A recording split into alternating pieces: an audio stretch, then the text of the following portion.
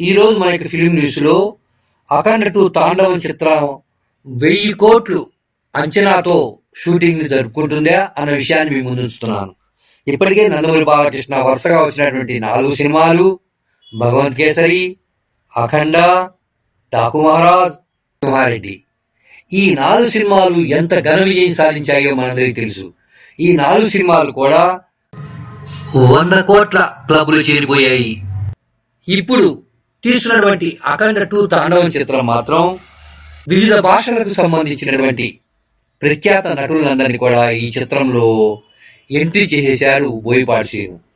ముఖ్యంగా సంజయ్ దత్తుని ఒక స్పెషల్ పాత్రలో చూపించబోతున్నాడు. అదేవిధంగా ముఖ్యమైనటువంటి విలన్గా ఆది పినిశెట్టి కూడా ఒక ప్రత్యేకమైన పాత్రలో కనిపిస్తున్నాడు. ఇప్పటికే హిమాలయాల్లో షూటింగ్ జరుపుకుంటూ త్వరలో కర్నూలులో ఒక ప్రత్యేకమైనటువంటి సెట్ లో ఈ అఖండ 2 తాండవం చిత్రం షూటింగ్ జరుపుకోబోతున్నది.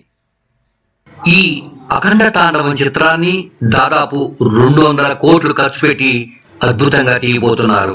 కానీ నిర్మాతల బృందం ఈ చిత్రాన్ని పాన్ ఇండియా స్థాయిలో రిలీజ్ చేసి 1000 కోట్లు సాధించే విధంగా చిత్రాన్ని తీర్చిదిద్దుతున్నారు.